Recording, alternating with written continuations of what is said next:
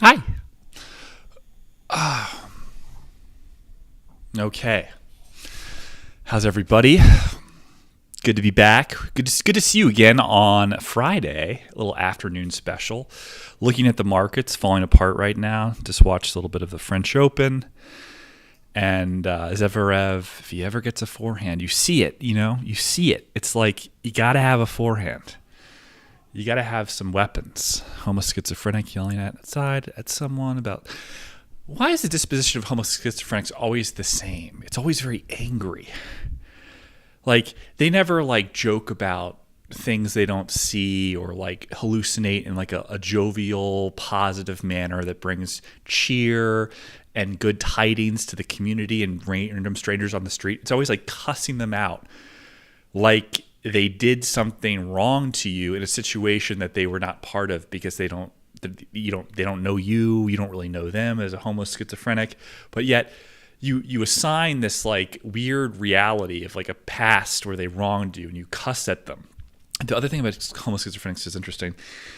If you go after them, if they provoke you and then you step to them, they back down all the time. All of their talk, they're the biggest talkers ever. There's a thin line between street thug, false bravado, and homo schizophrenics that are truly afraid of physical confrontation. I don't encourage people to get upset when homo schizophrenics call them a faggot and whatever. That's not, doesn't mean you're really gay, or doesn't mean that you're really a faggot in the parlance of our times, or you're effeminate or you're not a real man. It doesn't mean that. Don't take offense to it and don't engage them. But when you do, you often find that the loudest motherfucker of the normies, the normie thuggery that aren't schizophrenic, are just the same in that they don't really like when you step to them. They assume when you throw down with words at them, they come back at you. That's that. If you offend them in some way or they want to just fuck with you, they assume that you back off. It's all verbal. But if you physically get in their face, they usually don't have no idea how to fight. Not good. Again, not giving you an incentive to test that. But outside here all the time, the homo schizophrenics, every time someone's talking hard and then another homeless person comes at them, they back away every single time. When I see usually remedial IQ people on the street, pedestrians get offended and to come at a homeless person, there's just no reason for that. It's not a good look unless you're going to shoot them, and I think that's a civil service. Some of them are just so fucking obnoxious, asking for money outside of stores, using that money to go buy drugs, have mental health problems. I understand. In Austin, Texas, there's this safety team that protects pedestrians walking down the street and lets you circumvent the homo schizophrenics. Look at this market. My God, man. Down almost 2% now. Right before the SpaceX IPO. I have to keep an eye on this. Hold on. Let me just check a couple things here. This is ugly. View lots. Don't worry. I'm okay. Margin calls and all. I have plenty to sell. I was going to see what's my damage here though. I don't really want to sell some things that I'm in the green on. It's too low. It's down. I don't want to sell, right? View lots. Let's just watch it right now. I might gotta keep an eye on this. This is schizo. It's not pleasant. Yeah. What was I saying? Homo schizophrenics. Yeah, the Downtown Austin Alliance are guys that wear these yellow vests that basically tell homeless people to not stand in certain areas, but they can't do anything. They tell homeless people to stop loitering or to maybe don't fall asleep on benches. They are around the homeless people. They're asking for money. They can't touch them. They can't really do anything. They're designed to make you feel comfortable as a consumer to spend money so that the sales taxes are enforced downtown, so that the progressive politics of Austin's DA, congressional, legislature at the state level, and then a greater degree the Texas, Adler going to what's his name, Abbott at the federal level. That there's this multiculturalism, like blue state surge into Texas. They don't want to upset the apple cart there. And part of that is forcing people, taxpayers and people, small businesses, just to deal with the homeless population. I don't think there's anything to be like to scoff at homeless people as like being like beneath you. What I think is that it's inappropriate for someone that puts like their life savings into a business, and that you allow as a city planner, as a city statesperson, a civil servant to residents, you allow these homeless people to basically camp outside their business that diverts customers elsewhere. I think that's fucking disgusting.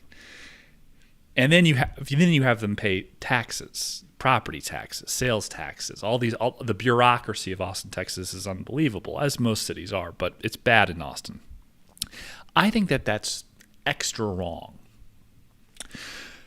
The market caught me for a second. I wanted to talk about SpaceX's IPO. I wanted to talk about just where the market is, the push, the kind of mockery of software by a lot of gurus that are now billionaires in tech that made their money off software, saying software is dead. If you're not in hardware, you're already behind. Yeah, you made your money off PayPal, asshole. Okay? What is X? So this is a social terraforming of the philosophy of investing that you should just wait for the AI infrastructures that take 10 or 15 years to build these data centers at times. Like a power plant. It takes a lot of money. Power plants take over $50 billion to build. The data centers take 10 to 15 years to build. Like, it is exhausting. It is this sort of like, we need to trick the populace into accepting that the capital expenditures that are exorbitant today will be fine, and they just have to be patient. We also don't want them to sell any of their stock. We want the markets to be stable during this time, where the valuations relative to free cash flow in present time, today's dollars, now cash in hand, is negative, because we're spending all this fucking money on building this stuff out so that you can jack off to AI porn. And talk to models that hallucinate and break down very quickly, that are basically, I want to say, weighted scanners, weighted scrapers of internet data. That's all they are. That's all they are. There's no thinking involved. It's really bad. They take keywords in your iterations and they like duplicate them over time. They come up with a heuristic of what you mean. That's what it is.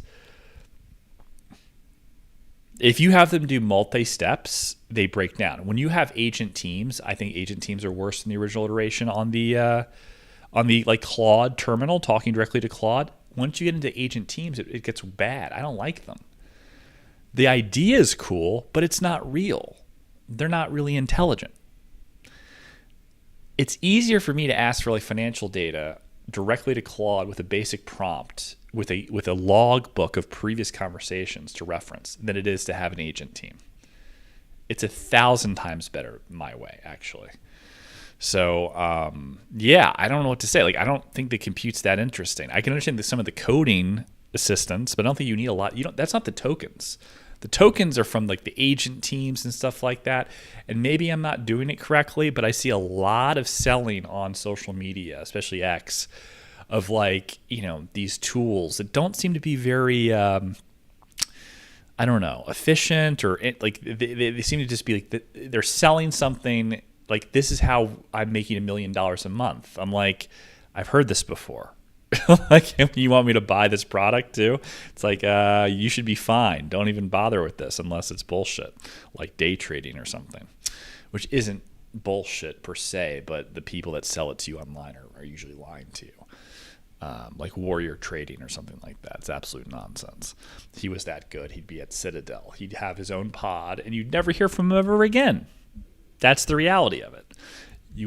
I think he made like $3 million a month, Or no, what did I say he made? Like I saw his house, the Ross guy from where we were trading years ago in like Connecticut or something. I'm like, he has a nice wife. He looks like a nerd. He's the simple face of it all. You know, he's got the Porsche and all. I'm like, yeah. And he's like trading on a simulated account, teaching you things. And it's like, it's all this designed for you to pay for the subscription.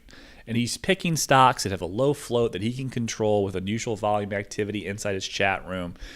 And it looks like he's like, you know, brilliant, but he's, you know, his entries and exits are kind of like early, and like usually the people in those chats get fucked, and so his returns can look more attractive. His real returns, the ones where he doesn't like randomly come up with a number for the day, like say I made 8% today. So anyways, it's actually fucked up. The only reason you're able to do that is because he doesn't have a fund where he takes in other people's money. It's just a tutorial thing. You're going to buy the snake oil, you buy the snake oil. But SpaceX is another snake oil where you have a plan to colonize Mars that has regressed to the point of sending probes and possibly a ship and landing on the moon, which defeats the whole mission statement of SpaceX, which is we are an interplanetary, you know, exploration company designed to create like an off-Earth future civilization for man. That's not the moon. Terraforming the atmosphere of Mars, you can't do that on the moon. It doesn't have atmosphere. So what the fuck are you talking about? In private equity, when a company's valuation, let's say SpaceX, when it was about to like send people to the moon to start colonizing it in the next 10 years, regressed recently, like this year, last year, in talks to just like, we're going to go to the moon first. That is called a down round.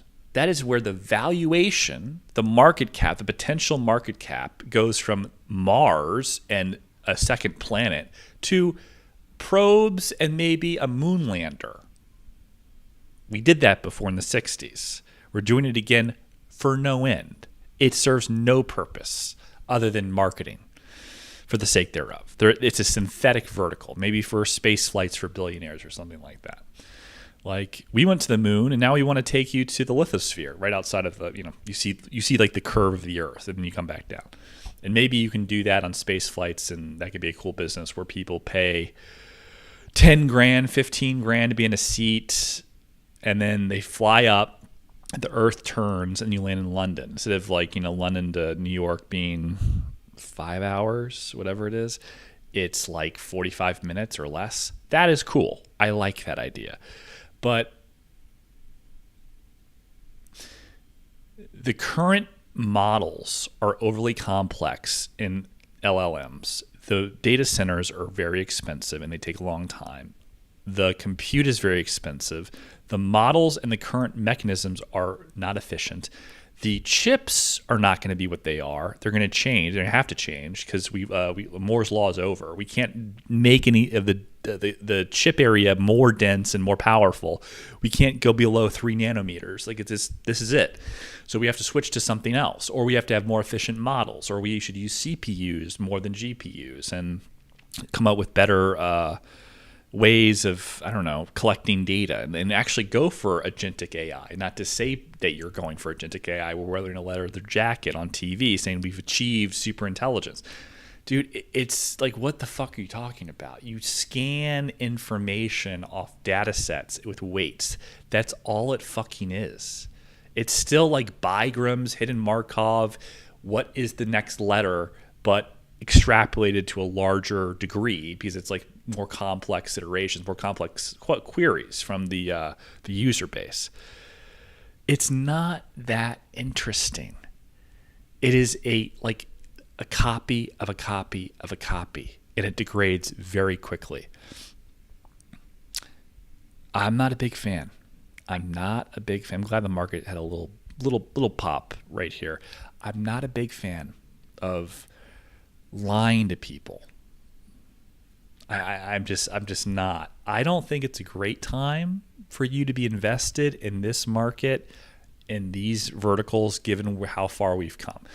I think NVIDIA is going to be cast out of China, even though they say none of their revenues come from China. That's a lie. They have derivative companies that buy their chips. They are China-based more directly from their main headquarters. They have like satellites around Indonesia and Singapore. 20-30% of their top line is going there. And if you assume that's China, and China's coming up with its new chips, and there's a logistics cost of shipping those NVIDIA GPUs to Indonesia, Singapore, as I mentioned, and other countries in Malaysia and everything. And so China's going to have its own proprietary chips. They will own that market. And then NVIDIA's fucked, okay? NVIDIA's fucked. And then you have other players involved. Now look at the market cap of NVIDIA relative to other players. Insane. So it's by force of Humpty Dumpty that because the weighted averages, the forward price to earnings multiple for the S&P 500, the NASDAQ, is weighted towards a company that's going to lose market cap. It's going to lose market cap for companies that are not going to replace it directly. It's going to be outside of the marketplace. Foreign companies. It's very scary. So the slide could be huge. Like, ever have a 30% year? Have you ever seen one of those?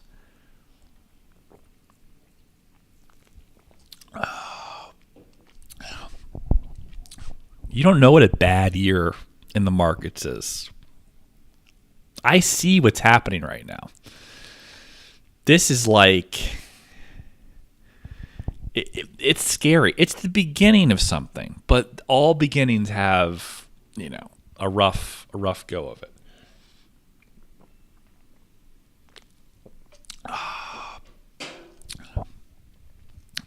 Fortunately for me, I have over 80% of my principal in one security, and I'm underwater by 40 cents, and it's down a lot. And I could sell everything and just keep in there. I'm okay. And it's going to go up 5x. I know. I'm going to get another $1 million soon. So I'll be okay. But I think a lot of people right now, as they learn like what's going on with tech and what semiconductors do, and they're trying to place their bets for the future, they don't realize that it's already happened. The material sciences and everything, the big moves have happened, a lot of them. And what they need to do is back off and let things kind of like sit back and watch, because you're not going to lose anything. Right now, the markets, the suppliers, the researchers are all like, they're not in sync of like what the next stage is, because it is very inefficient to keep going with the current models. And as they change, the data centers in terms of the unit cost measure to output will be inefficient. We'll probably have more compute power than we need, and which means that the capital expenditures will be like written off, some of them, in terms of these data. We won't necessarily need all of them. So we'll see what happens, but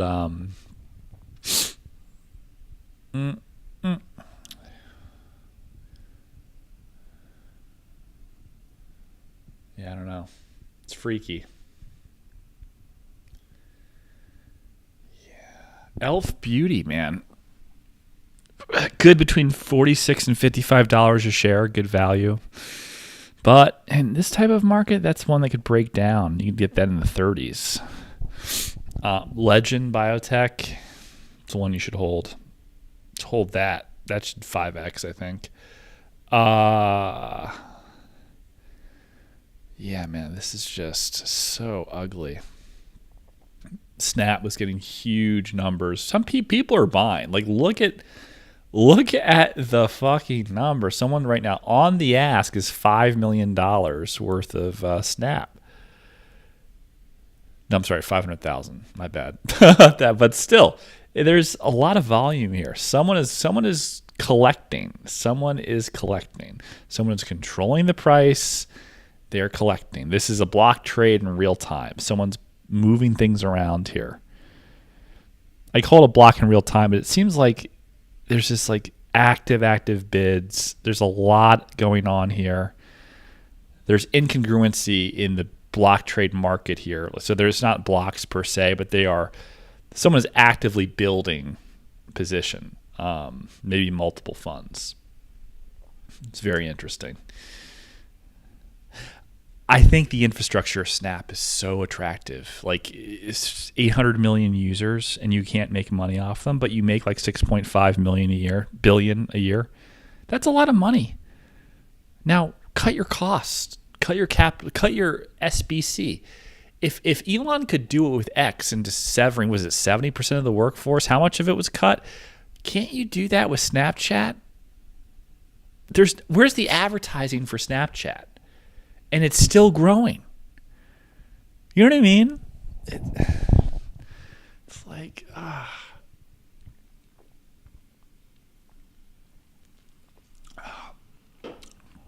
that's when, if you have an extra $1 million lying around, buying Snap at 580, do it. Do it, because those users are data. And they're young and they're Gen Z, and it's like, okay, how do we incorporate AI into this? How do we incorporate, like, the easiest thing is, like, especially when you're trying to make money, a lot of these data centers are like data center builders / Bitcoin mining companies and stuff like that, or they trade derivatives to make money as they try to build out their infrastructure, because otherwise they're just like cash flow negative, like all the way, with no revenue coming in. Have something going on to keep the lights on to a degree and make your creditors happy. You can certainly see Snap and somehow making it viable. What's the market cap? 6 billion? What is it?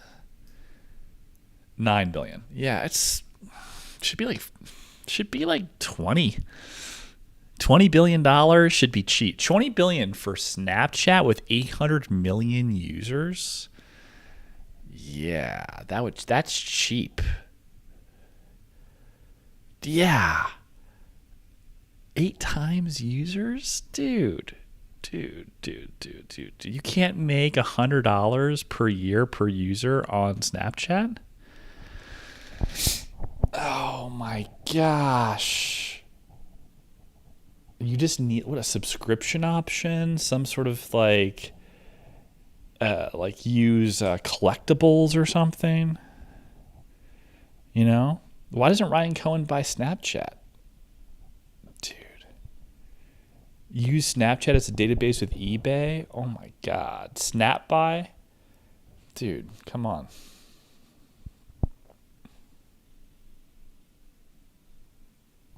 How long have I been streaming?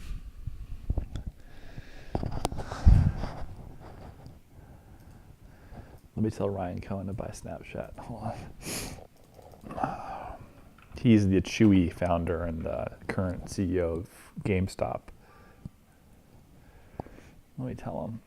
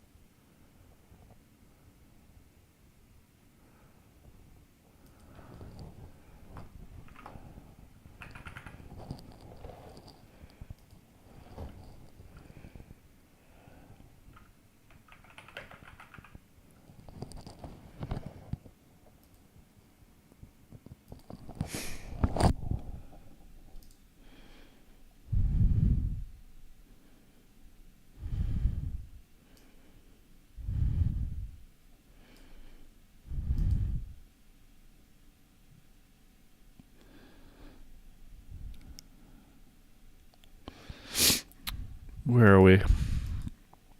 Bro.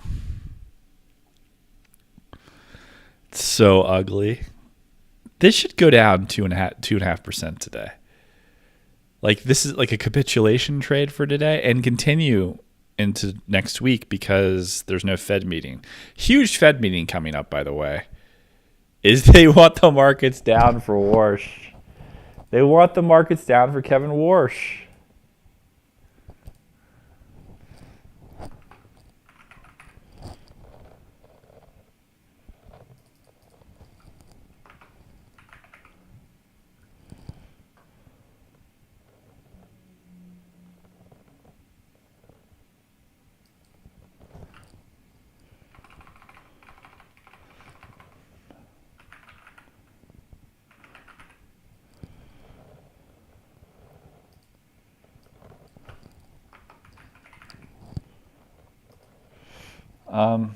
Kevin, we are going to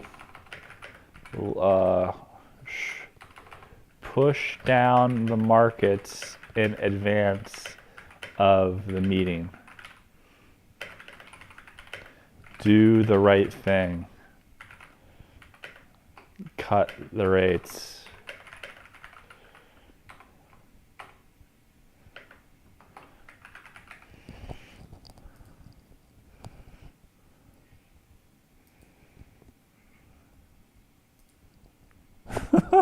I mean, makes a lot of sense. Why not?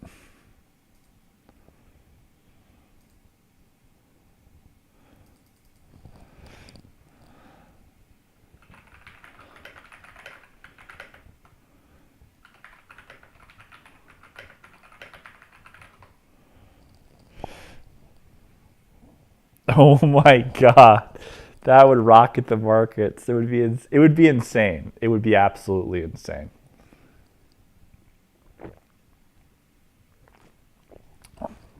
You know?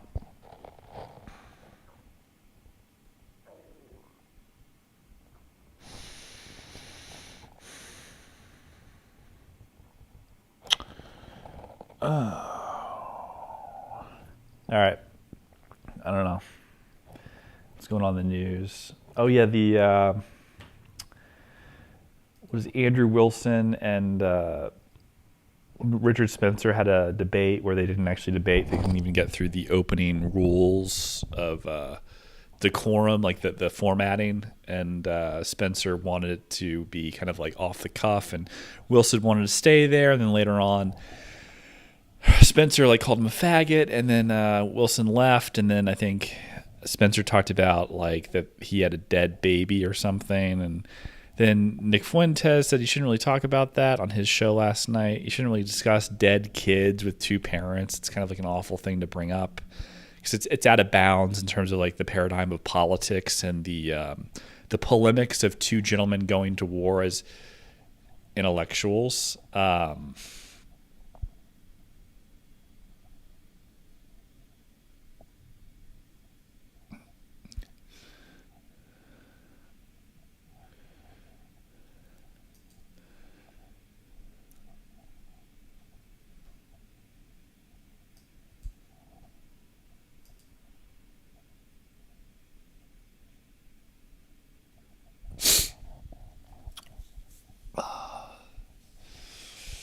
So yeah, don't talk about people's dead kids. It's not nice. You're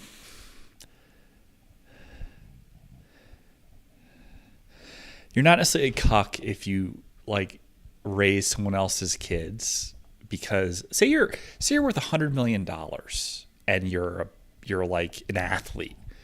Your baby mama is going to have kids from somebody else. Are you a cuck? You have Lambos, you have multiple properties.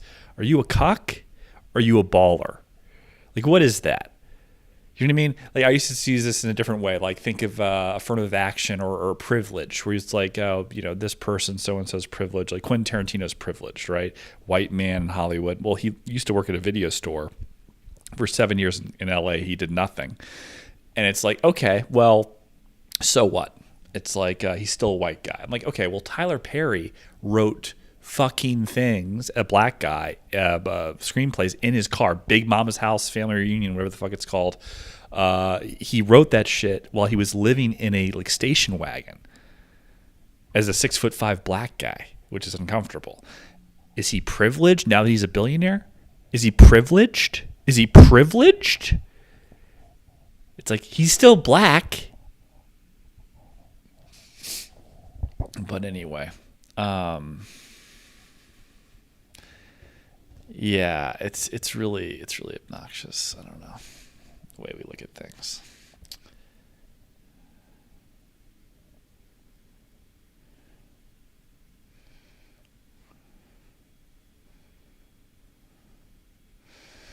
The fact that this country is considering Stephen A. Smith for the vice president, or the maybe presidential nominee for the Democratic Party in the running as a candidate. He's going to be at the primaries. Mark my words, Stephen A. Smith will be at those primaries.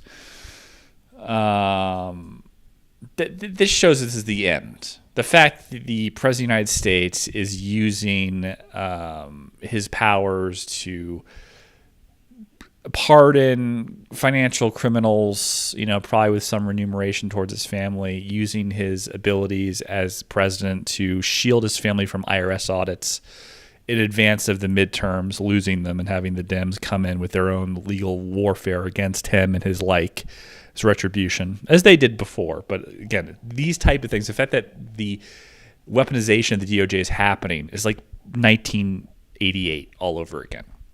The oligarchs came into power, stole, came in, corruption. This is happening again. Margaret Ryan of the SEC was investigating the Trump family for crypto, schemes, and then she had to step down. This is the end of a republic. The U.S. is over. It's a cash grab. Get your money, bitches. Get your money. I believe in you. You have a day job now. You're making $150,000 a year. I believe you can do better. I believe that you can do better. I believe that you can protect your family and move to Portugal, move to Spain, have that cool house in Sexy Beast. Do it. Do it. You look right to me. I love that. Like Ben Kingsley. What's the guy's name? The heavy-set British actor? It's easy, mate. It's like even a bloke like you can do it. I mean, like a fat fuck like you can't fit through that hoop. We're gonna go into the ocean. We're gonna go into the fucking sea. We're gonna drill and we get into the bank vault. And we're gonna steal the fucking money. What's the problem? You look right to me, man. Now fucking do it. You're doing it. You cunt. Sorry. That was First Take. I got to work on my Guy Ritchie, whatever. It wasn't a Guy Ritchie movie, I don't think. But it won Best Picture. I think Sexy Beast won Best Picture or something. Best Screenplay, maybe? It's kind of funny. Like a backhanded diss to the director. It's like, the screenplay was excellent. The actual direction that made the movie was not so good. So the movie isn't so hot because of the director. But it's okay. It could be the producers not coming up with the money. I like that movie. I like Elegy, where you see Penelope Cruz's tits, which are quite excellent in her prime. I like her general disposition in Vicky Cristina Barcelona with Javier Bardem because she is histrionic in that movie, and it reminds me of women that like me. Even when I'm fat, they like me. But those women are fun. They're very it's very like Spanish. It's very colorful, Would it be like crazy to think that like Hispanic women or like South American women might have like from España or like Colombian or whatever Argentine might actually be more histrionic? I heard that like Puerto Rican women are crazy. Maybe like if you keep going further, they're all crazy. Like they have the propensity to cut balls off their husbands if they fuck up and cheat or something. Like they all do. The only problem as you get older with crazy women is that you have like shit you want to do. You have like things you want to accomplish in your life, and you get tired of like the drama. Like, can't we grow out of it? Can't you have something else going on other than just being objectified as some sexual object that's like introverted during the day and a complete nymph at night that has all these insecurities that can't like get along by herself? Can't you just like do something like I don't know, like, and have something else going on other than being affirmed by a guy? Because guys really like being alone. Men are an island. We like to like just putter around, think. Somebody used to tell me, are you working? I don't want to bother you. Are you working? I'm like, I'm thinking. Sometimes I'm not doing something. I'm not actually creating. I'm like, I'm not doing anything. You know, see what I'm saying? Like, it's just, I'm waiting for the inspiration and you're fucking interrupting.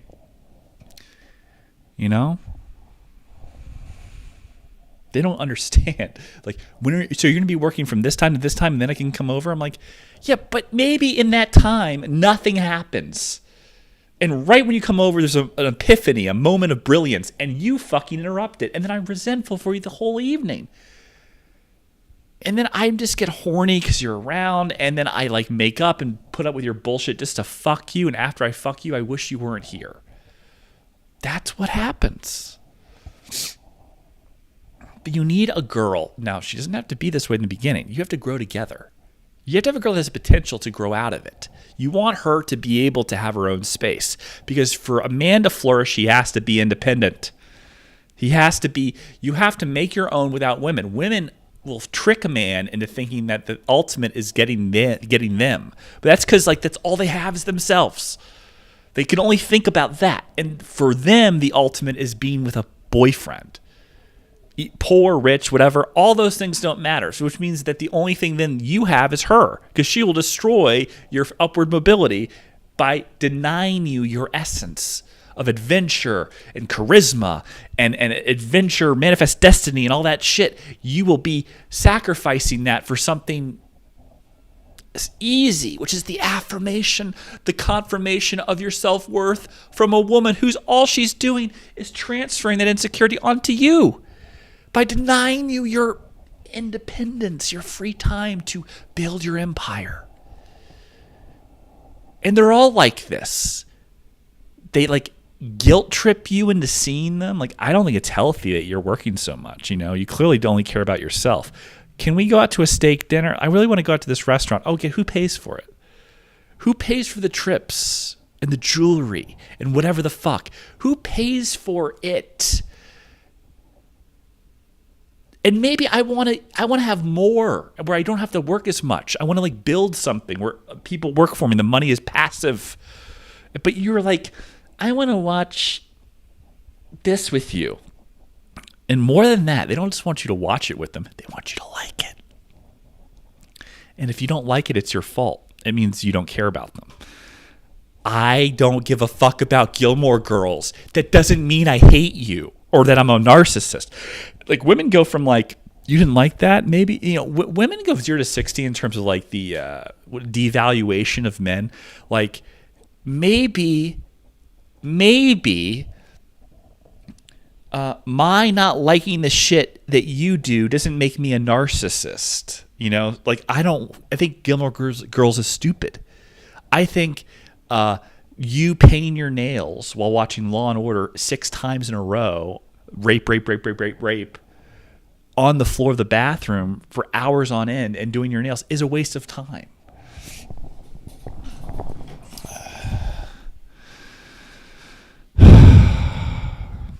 Anyways. All right. Something's got to give. My trading station just crashed. I'm going to go. All right. Bye. Hey, have a good weekend. Que tenga